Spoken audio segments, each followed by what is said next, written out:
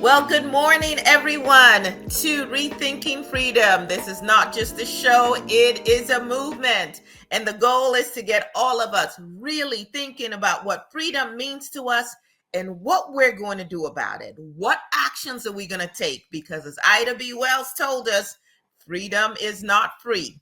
There is a price for everything. And so today I am excited. I have a group of incredible individuals in my communities in Central Texas that are going to be sharing a little bit about what they are doing because we can't fit it all into just this hour. But we are going to start off with our Mayor Protem for the City Council, City of Killeen Council. Her name is Jessica Gonzales. Of course, you already know me. I am Fabarinelli. I am your host. I am here every single week, every Monday, whether you're watching us on the radio station or listening to us on the radio station, the podcast, or on our YouTube channel. We're so excited that we've had so many of you who are joining this movement and who are talking. But this is a woman who is making waves, bringing about change. Sometimes what we hear is, voting doesn't matter. And of course, we have early voting right now in my community. You may too in your community. Please check. So we can be very lackadaisical sometimes about going out to vote. But what we're also seeing in real time is that elections have consequences, and who you have in those positions and what their life experiences are, what their skill sets are, how they relate to the community, and whether they've been bought and paid for by some oligarch who doesn't care about your life makes all the difference. And so today we have a lady who has already been serving on the Killeen City Council. Like I said, she's a Mayor Pro Tem. Jessica Gonzales, Pro Tem Jessica Gonzales, welcome to Rethinking Freedom. Ma'am, thank you for having me. It's an honor to be here, and thank you for listening to the citizens' voices. That's extremely important, and giving us an opportunity to continue to share the good news and some of the challenges, but mostly the good news about what we've got going on here in our community.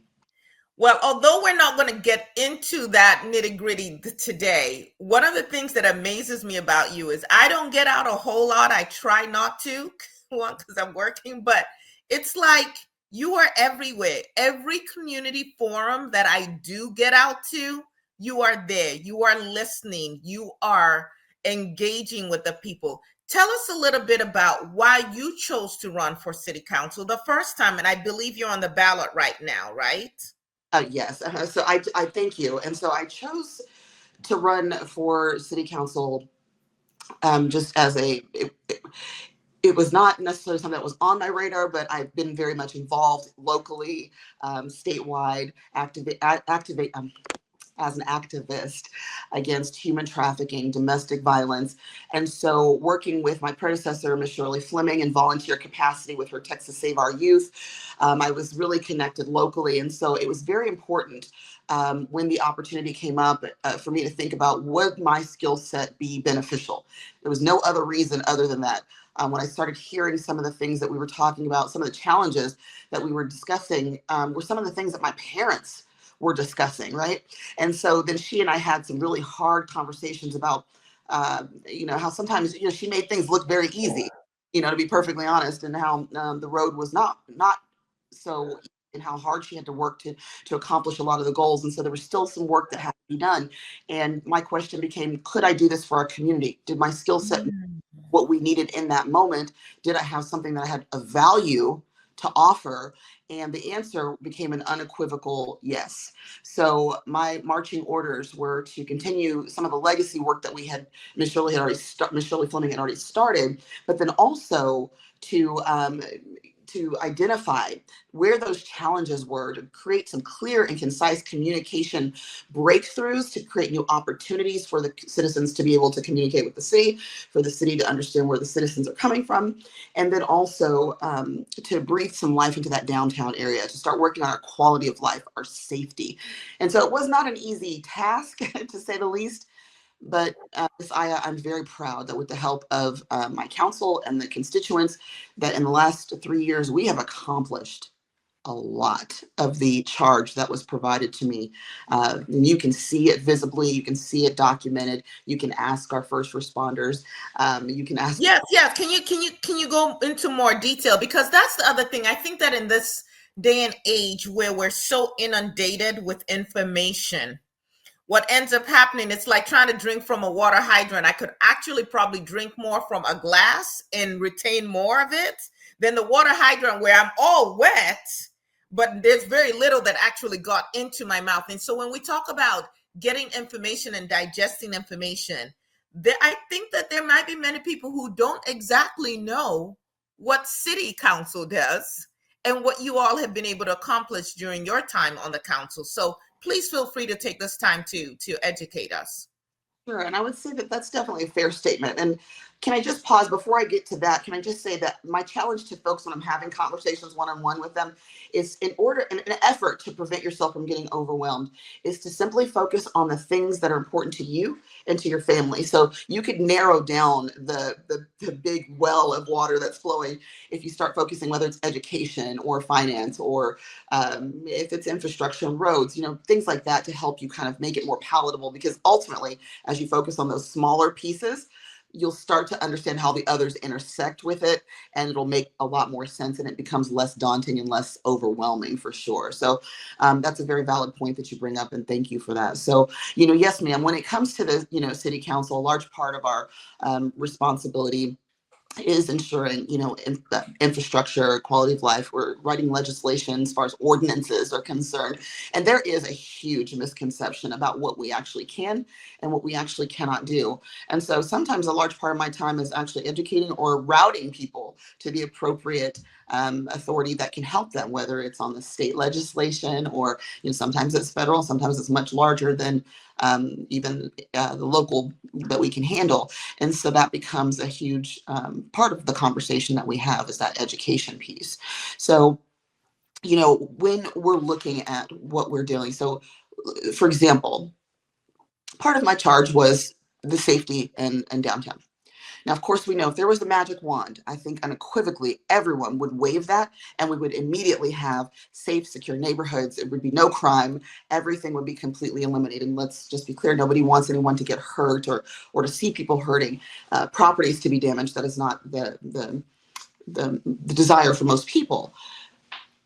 But when you start looking at the reality of policing, and you start looking at the reality of recruitment and retention, you start looking at budgets, you start looking at how the national impacts the local, it's a very eye-opening experience. So I'll focus on PD, for example, because that was one of the biggest charges, was safety. And the first thing you hear is, we need more police officers. Well, in a perfect world, we would agree with you 1,000%, right? But this one particular... I wouldn't, but go ahead. I hear this a lot. Yeah. Business owners revitalizing our downtown when it comes to patrolling and safety for businesses and things like that. So I do hear that quite often.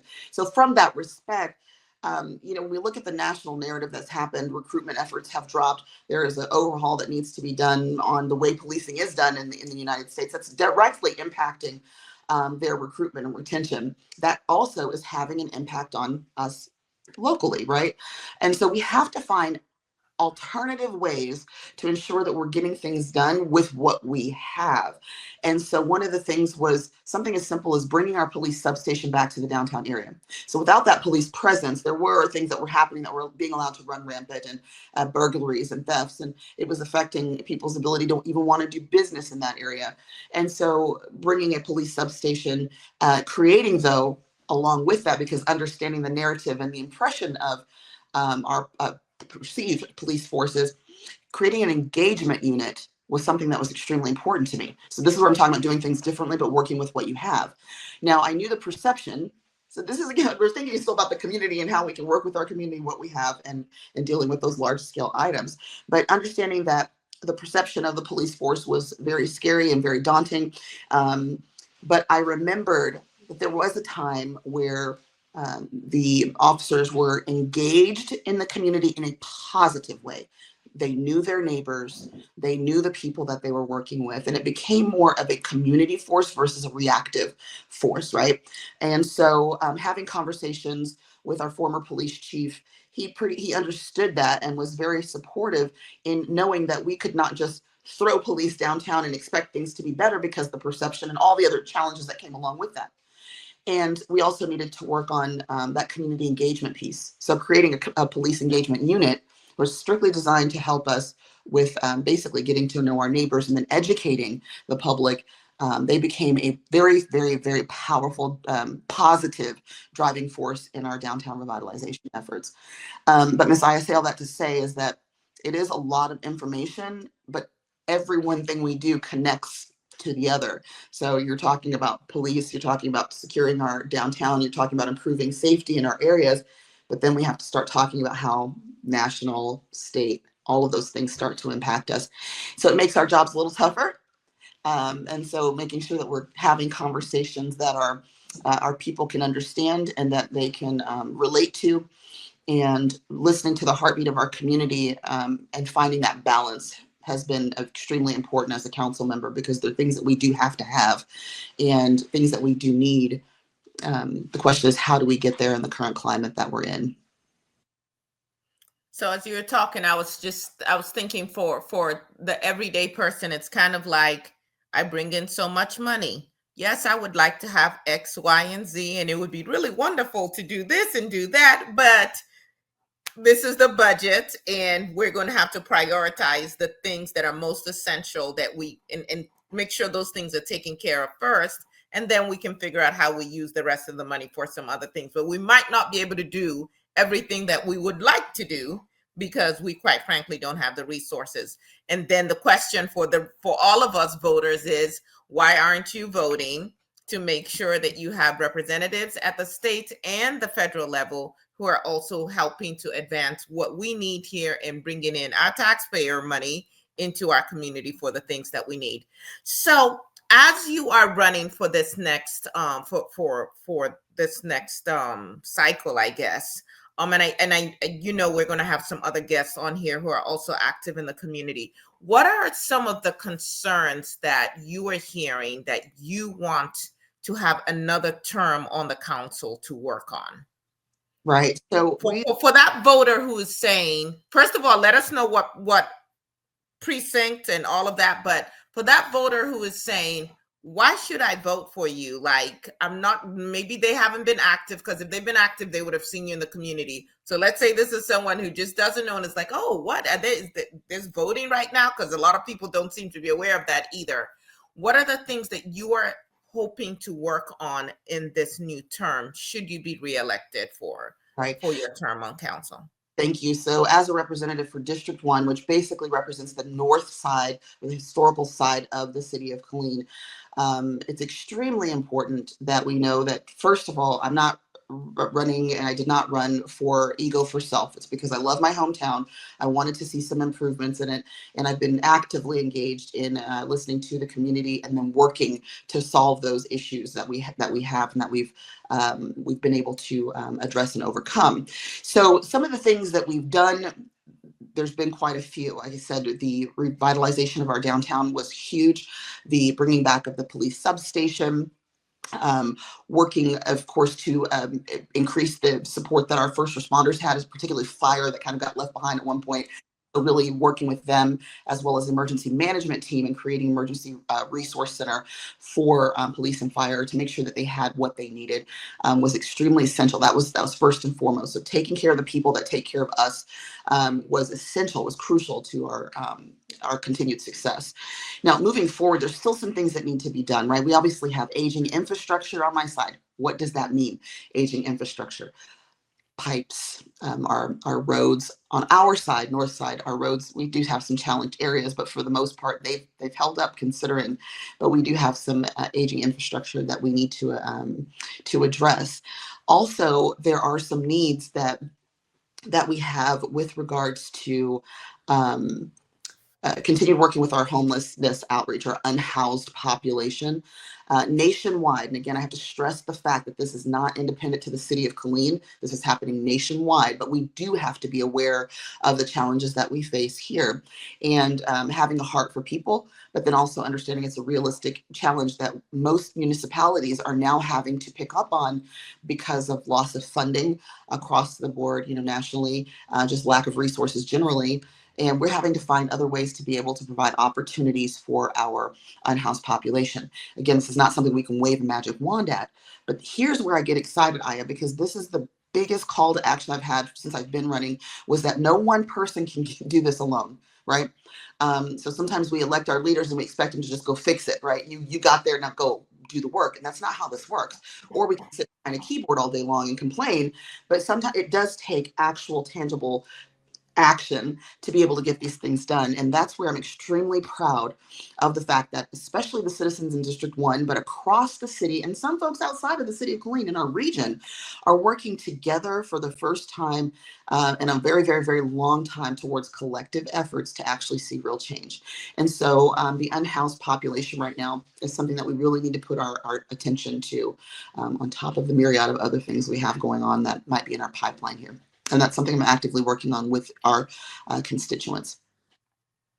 Well, thank you for sharing that. And we'll probably get into this a little bit more with the additional guests that we have. But for those of you who are paying attention, President Trump, whom I call the orange one, the felon in chief, because that's exactly what he is, signed an executive order that basically restricts, actually completely cuts off funds to a program that specifically targeted housing issues for veterans. And yet this was a program that showed that it had actually been making a significant dent in the number of unhoused veterans. And the idea was to address the issues of veterans so we see fewer suicides and so on and so forth. And of course, this has happened with the cuts to the budget have also impacted the Department of Housing and Urban Development. And so when you all are thinking about things you're seeing in your community, it's really important to understand how the dots are connected and to make sure, again, that you are paying attention to who am I supporting in whatever. I don't care whether you have a DRI, whatever. None of us are born with these initials. And so I don't care what your political affiliation is. I care about what's happening in our community and how we show up as our brothers and our sisters, neighbors, and keepers. And that's what the focus is always for me. And so, Mayor Protem Jessica Gonzales, when is voting? Can you end on that part? Because I know you got to go, but let us know. When should people go out to vote? Yes, so early voting is already underway. So the 28th and 29th, or the 29th is the last day of early voting. Election day is May 3rd. So all throughout, if you need information about where to vote, you can go to KilleenTexas.gov. They've got the voting schedules, polling locations are listed there. If you need information on me as a candidate, or you'd like to know what I've accomplished in the last 3 years, obviously this time is not, there's not enough time allotted for the things that we've done, but I definitely am not opposed to having one-on-one conversations. You can follow me on Facebook to keep up with the activities we've got going on in District 1 at Jessica G, the number 4, me, Jessica G 4 me on Facebook. And then you can also keep up with our city activities, events, and city meetings at Code Red. So if you go to the City of Killeen website, click Code Red, and you can select all of the current ongoings that you'd like to be able to keep up with and get those notifications as well. That is awesome. Again, thank you for the work you've been doing in our community. Thank you that you were doing this work even before you got on the council, and that you are continuing this work.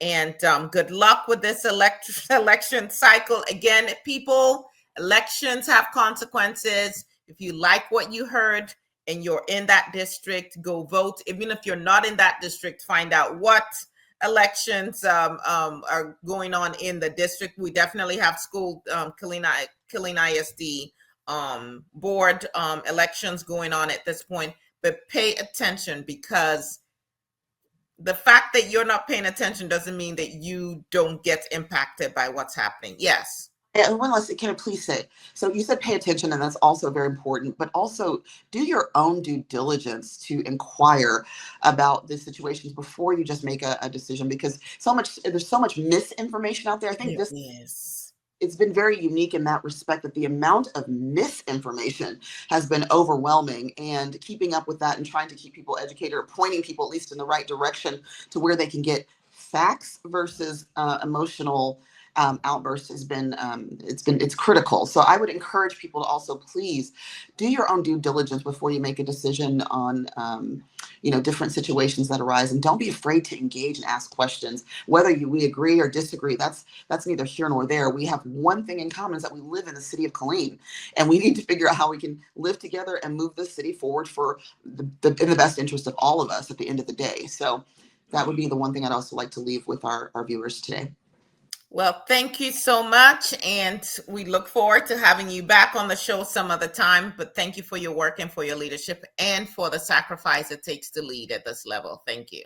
You had a chance to hear us earlier on with Mayor Protem Jessica Gonzales. She may come back and join us in this segment of the show, but now I am really excited to have this conversation with two amazing individuals who are in my community and who are not just talking the talk, they are walking the walk. And that's what we need, because a lot of you are, what do they call it, keyboard warriors? You have so much to say online, but we don't see you when we're looking for workers. So I'm going to have each of them introduce themselves to you. I'm going to start with you, John. John, if you please tell our listeners and our audience a little bit about yourself.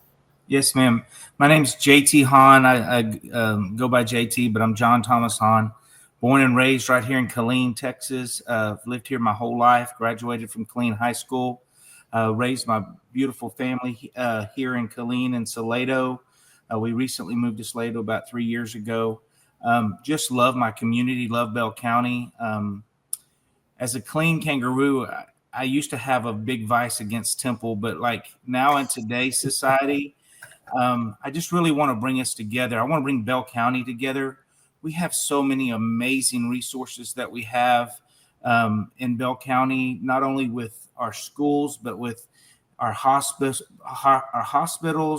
with our colleges. We have all the resources here, but we're all in different silos. And my goal and the biggest honor that I could say that I have for our is to be able to serve Bell County by bringing those nonprofits together, the churches together, the schools together, so that we can make a bigger impact on our community.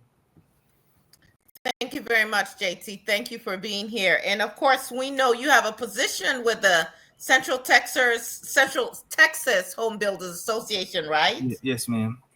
And what's your role with that organization? I am the president this year. Been there for the last 4 years, and we're trying to do a lot of great things with affordable housing, with getting with the challenges that we're having right now with the inflations and the interest rates and stuff like that.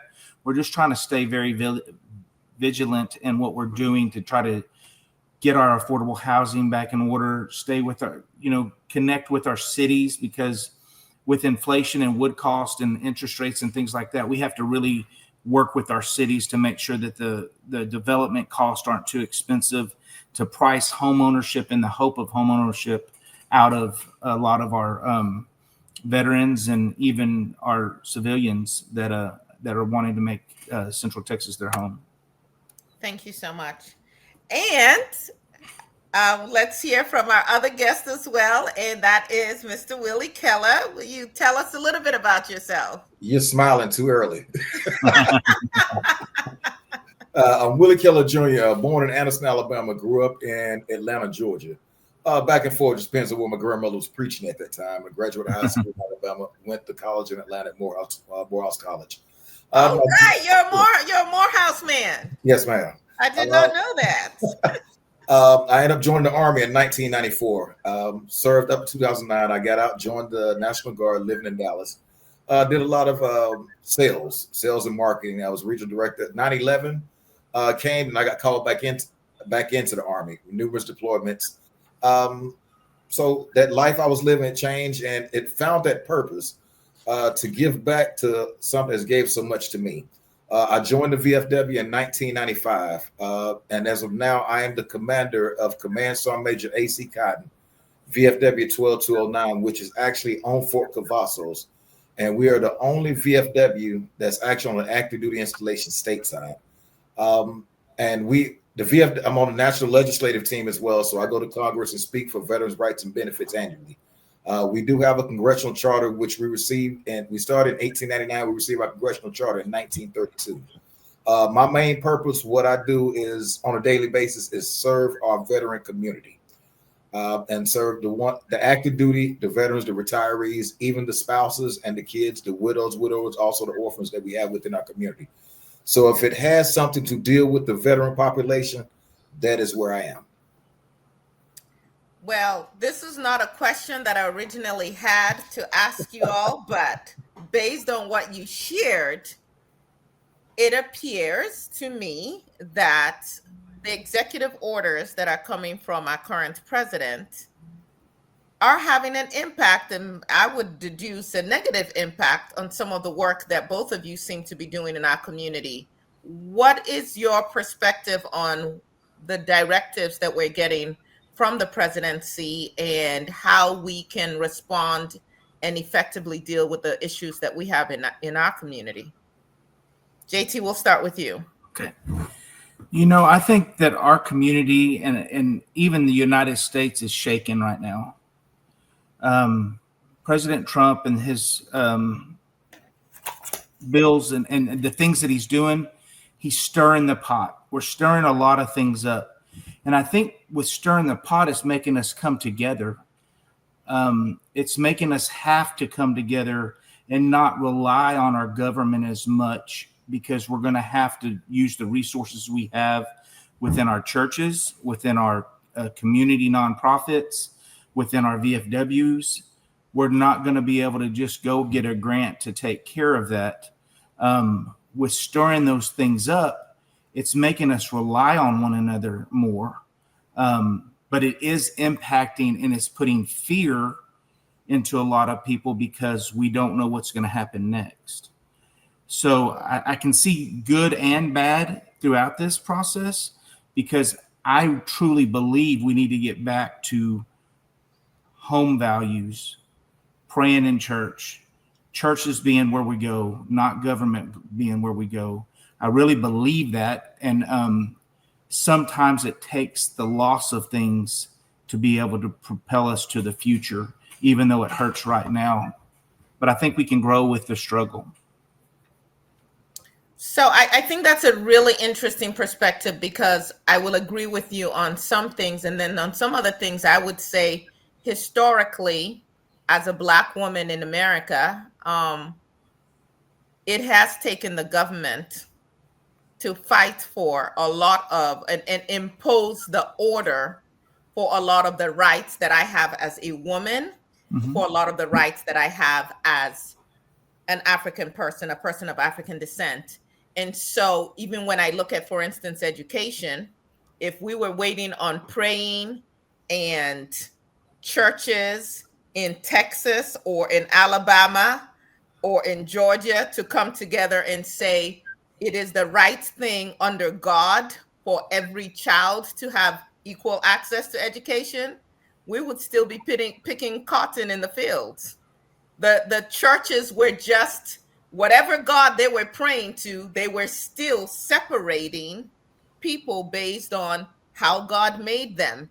And so on the one hand, I love to see our community coming together and trying to figure out what can we do.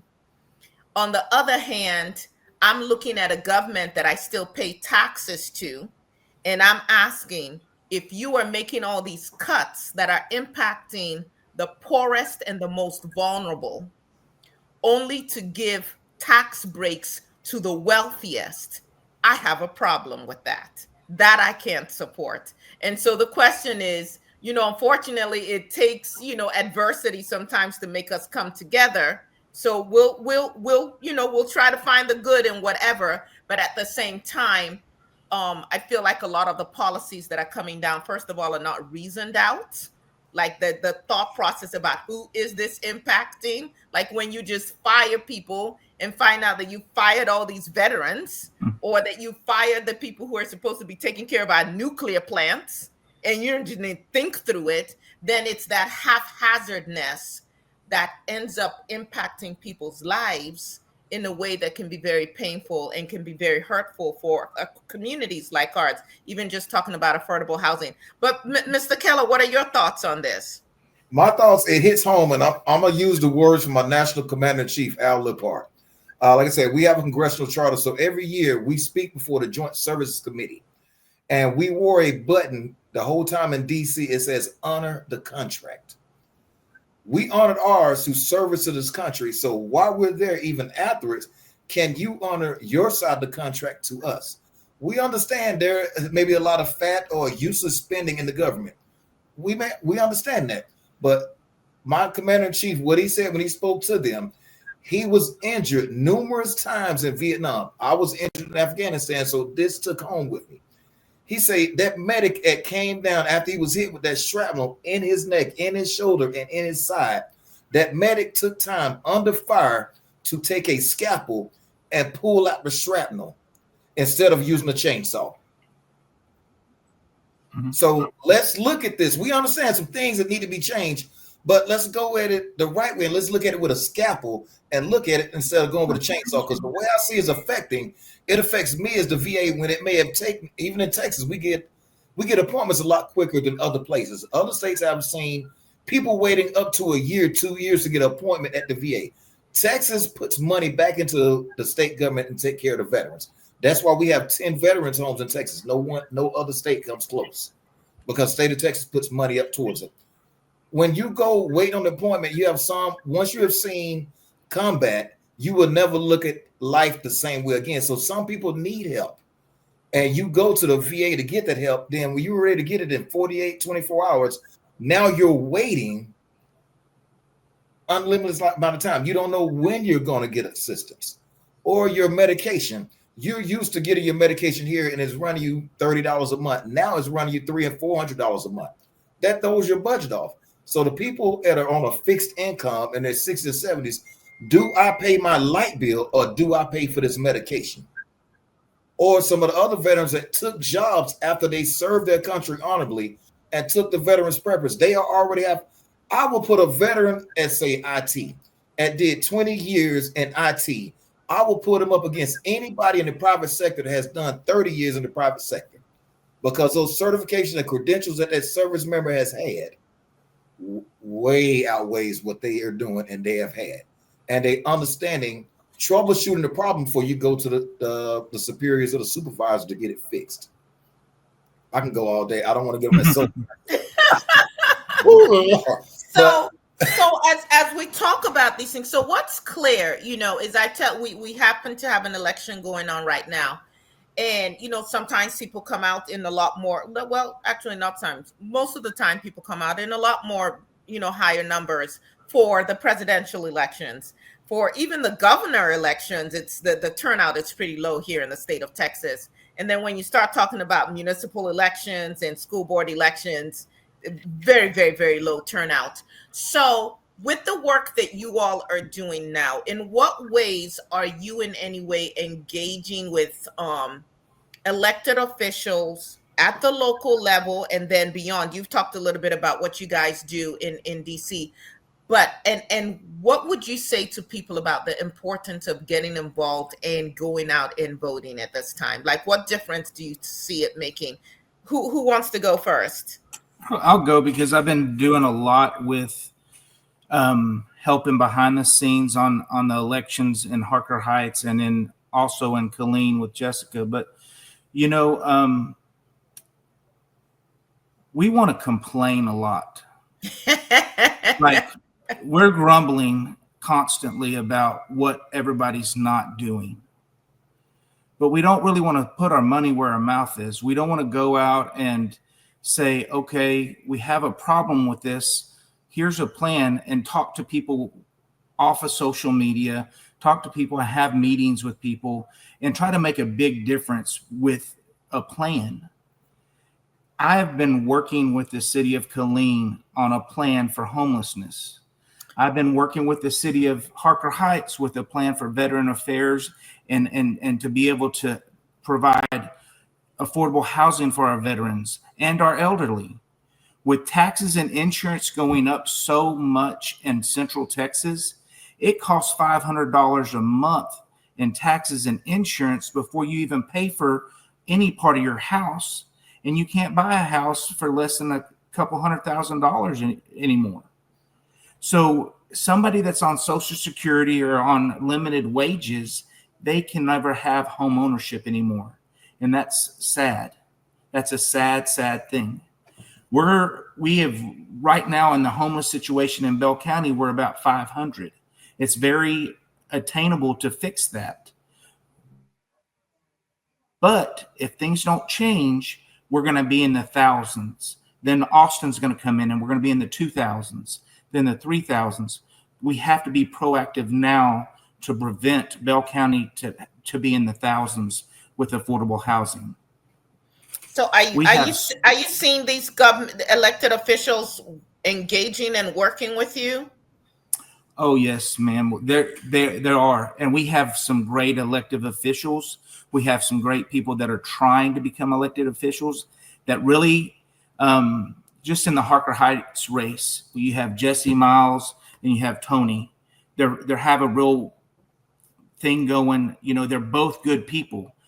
Tony's done an amazing job at the state level. He doesn't need to be de-seated. He's done a great job at the city level. But Jesse just wanted to be something. He wanted to step in and put his money where his mouth was. So he's running a race because that's his God-given freedom to do in America.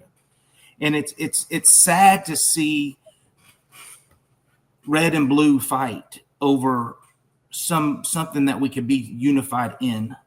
And that's my biggest heart is like, why are we fighting over this when you just be good, be a good human, do the right thing, lift up the right people, you know? And I know it's hard because I'm coming at it from a different standpoint because I have not faced a lot of the things that, you know, I'm in a lot of men's group with African-American men. We talk about this on a constant basis and I can't see what they've seen.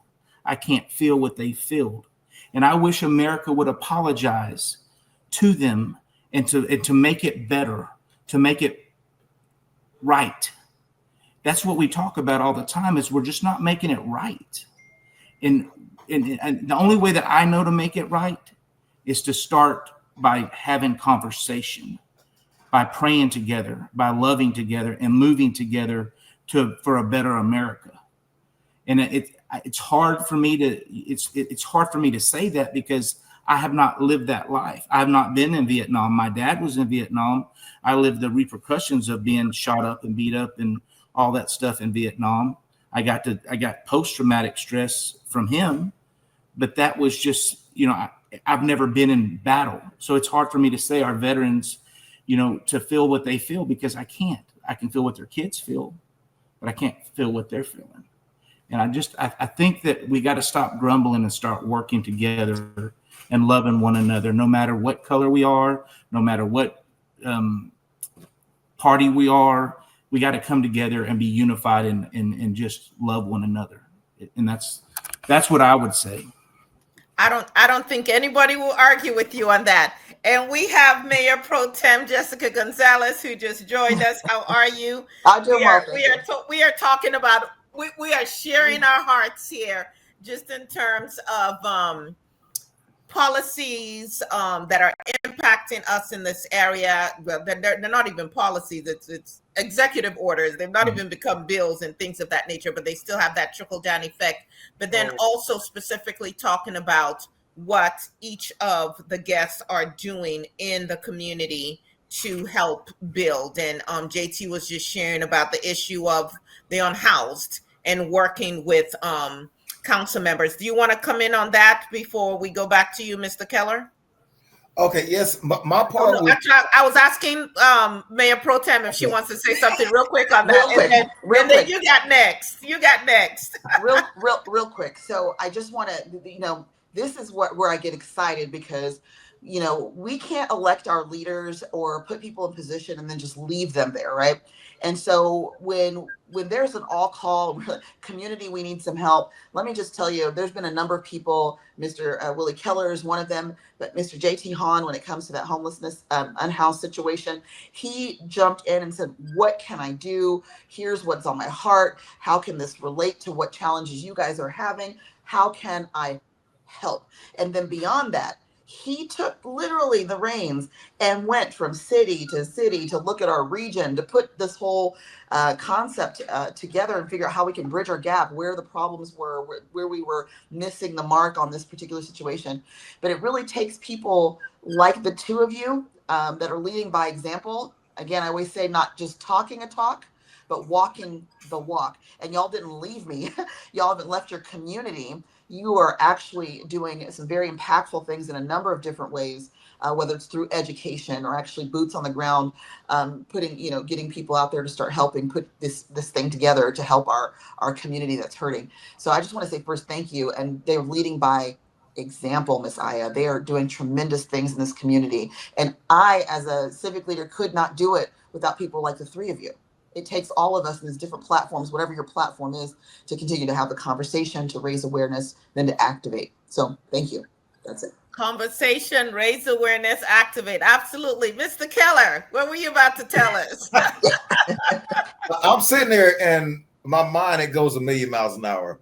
Mayor Protem should tell you, most of my pictures I take and I post on social media, I'm always pointing at the camera.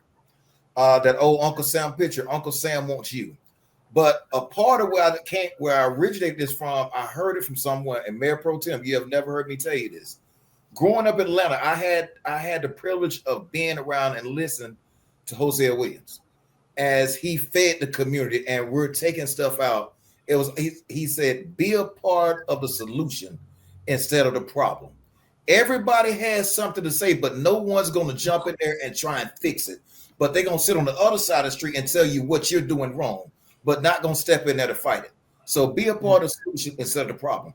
I will tell you, with me being the VFW, I'm also I'm a past master of one of the Masonic lodges in Killeen, and we're all about the community. We meet with Officer Moore. We go to the little pockets of homeless. I didn't know there was a compound near one of the police stations. We had to walk up in there. They had tents and everything. So we're going out there feeding them, and we do it numerous times a month. I'm talking to them, and I'm looking for different military regalia, lapel pins or something like that, so I can talk with them. And if they're a veteran, I'm gonna ask you certain questions because we have had a lot of people lie about their service. I'm a Marine. Okay, so where'd you go to boot camp at? Oh, I went to Fort Myers. There's only two places that Marines go to boot camp at. So I know that. So, and I can find out, and I will get them to the homeless system at the VA in Temple. At one time before, they would actually take the van to come down here and get them, which we're not able to make contact with that right now. So we're because that program was cut. No, I'm serious. I got you. A lot of things have got cut. I haven't had a chance to survey the VA and see all the things that got cut, but I would say this from personal experience. At 50 years old, they just told me I had to have glasses now. Welcome to the club, sir. Welcome. I have about 8 reading glasses. Welcome. Yes. But here's the part.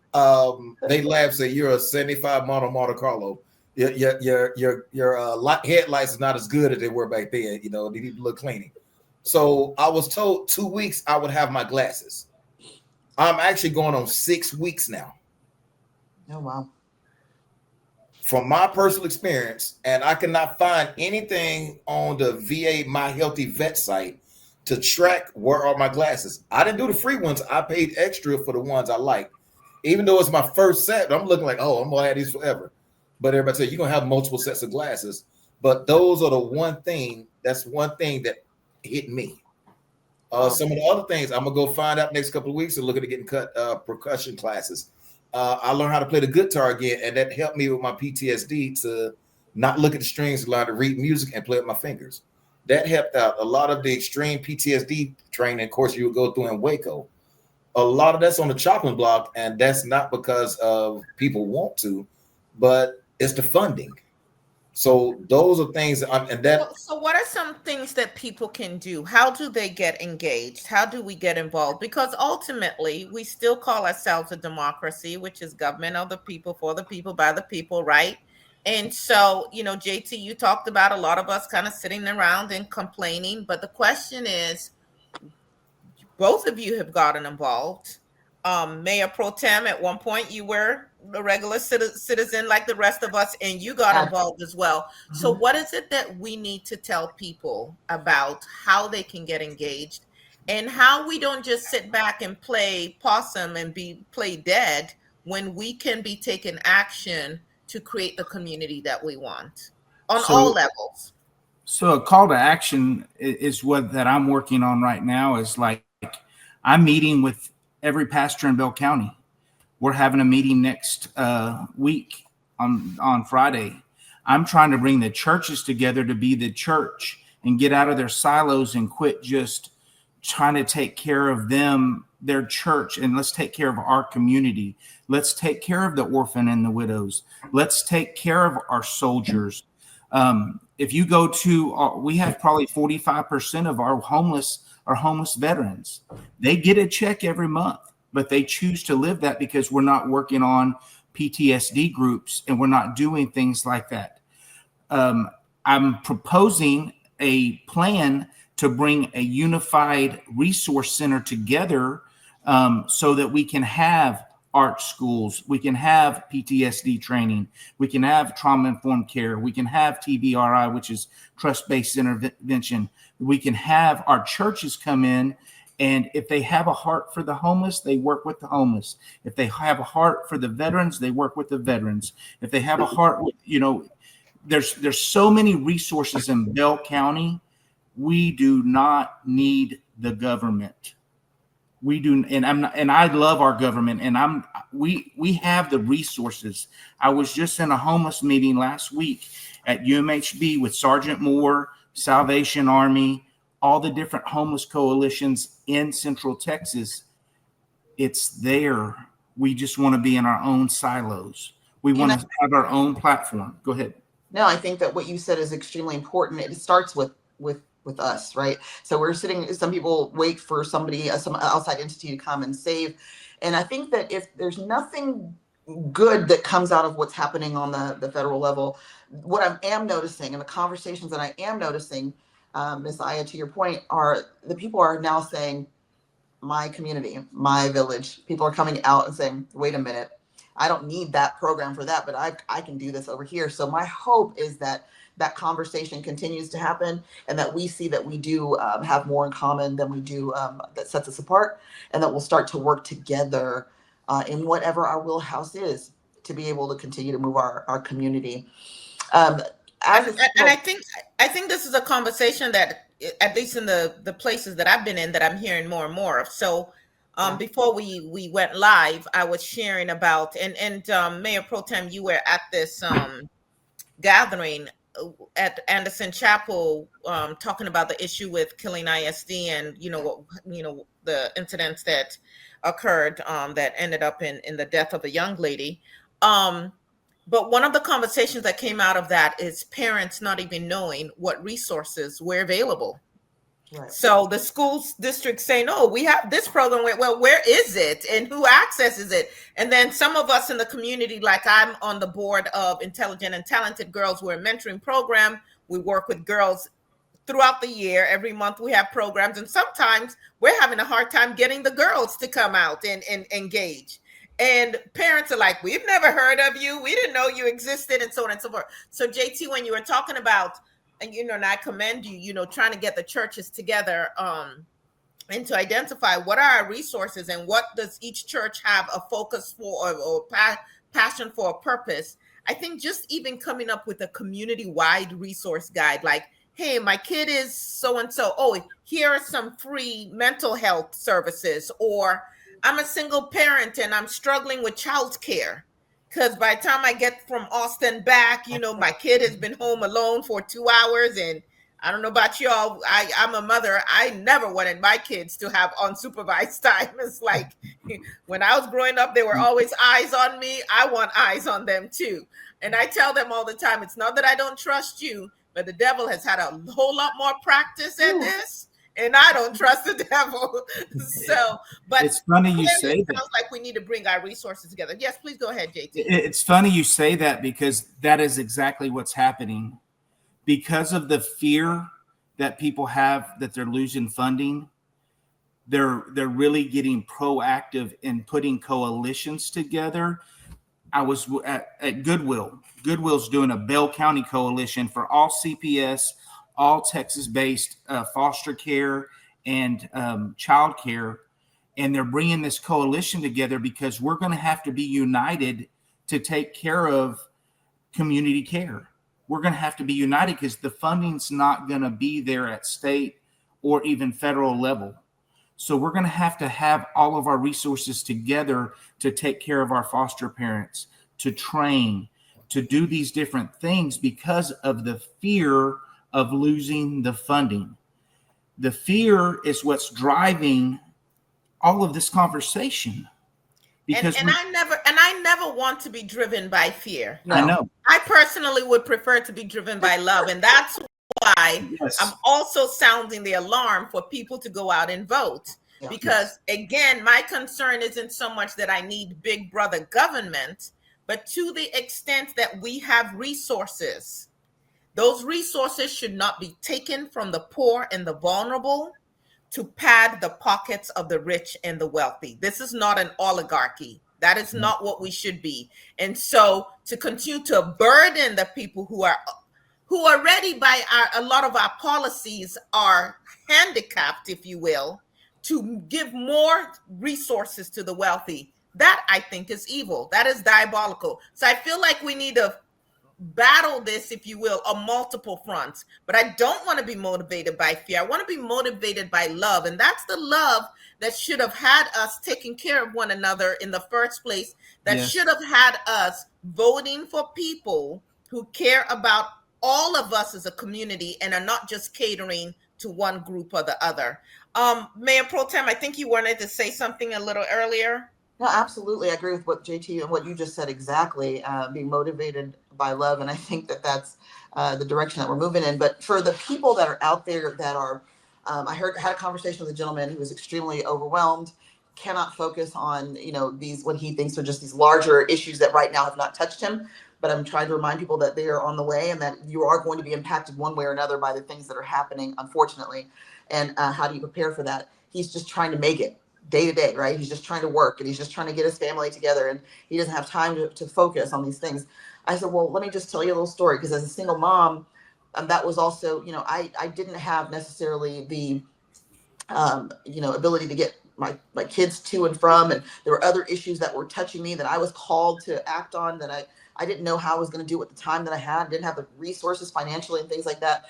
But I always tell people, in order to prevent yourself from getting overwhelmed, but to stay engaged and to do what you can, is just start where you are, right? So if it's, for example, if it's the homeless or unhoused or helping people, making sure they have meals, well, you can take your children with you. My kids went with me when I volunteered everywhere. They went everywhere with me. And that was so that I could do what I felt like I was being called to do.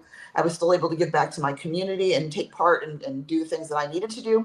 But then I was also able to teach my kids as well in that process about giving back and understanding how that works.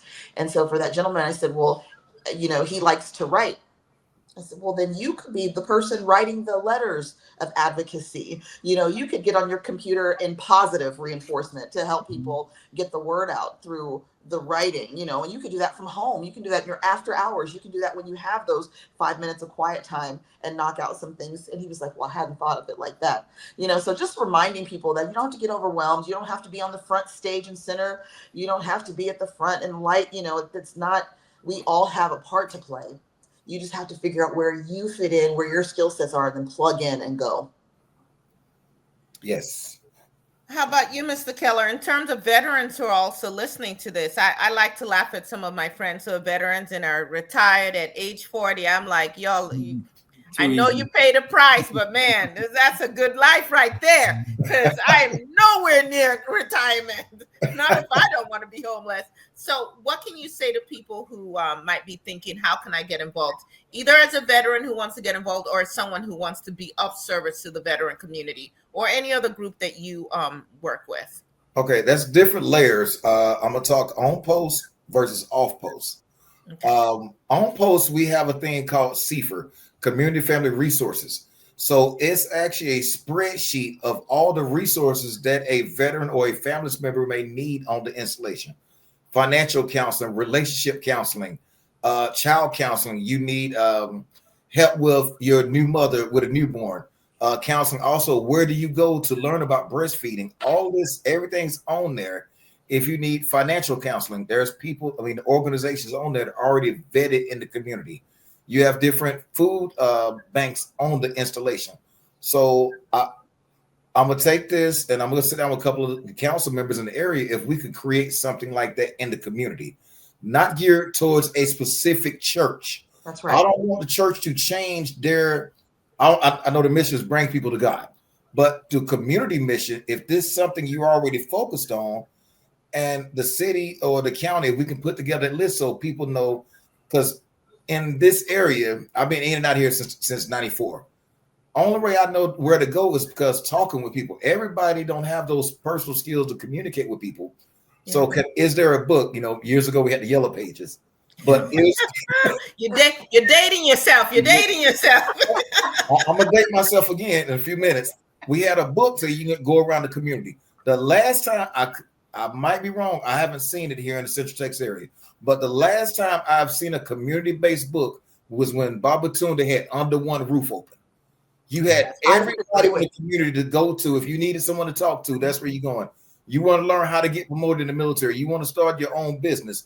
This is the point of contact that you go talk to. Instead of recreating it, why reinvent the wheel when you have people in the community to talk to? I'm looking at a lot of soldiers right now. I need to talk to someone. Me and my wife are having problems. Let me get you with somebody. Because how can I give you marital advice when I've never been married? Hey, I got a list of women for you for that too, if you're interested. We're trying to solve all the problems. Okay, so we have about 4 minutes. So if everybody wants to take a minute and just like your final thoughts on this, but obviously we could go for 2 hours. Go ahead, JT. Right. So I love your thought, and we are working on that. Tina Capito and I, that she's with the Killeen ISD, big proponent of Garden of Hope. We are trying to get a resource center together. It will be in Harker Heights, but we're also not only have a resource center for our community, but we're also trying to get together, like put all these nonprofits together and quit starting a new nonprofit. And let's just start sourcing our nonprofits and sourcing the people that are there to help, instead of opening up more and having so many different silos. So that is in the process. But then once again, just like showing up to vote, you have to show up to be in the coalition. You have to show up. So a call to action for me, for my last 30 seconds, is show up for your community. How about you, Mayor Protem? Yeah, that's powerful. Good. I love that call to action. So it's the same. It's the same here. We need support on our side, right? So that's whether it's your voice lobbying, coming out and speaking out for initiatives, not just on the things that you might be opposed to, but also coming and championing the things that are important to you in the community that you like to see, because we need the support. You can't just elect us and then leave us. We have to have the community connection to be able to get a lot of these things done. And a lot of these things we can do without having to wait and red tape of bureaucracy. We can get it done now. So my thing is just that we need to focus on working together as a community, continue to be positive as we move our city forward. that there is, it's Killeen, but there's Killeen, Harker Heights. We have a very tight region here.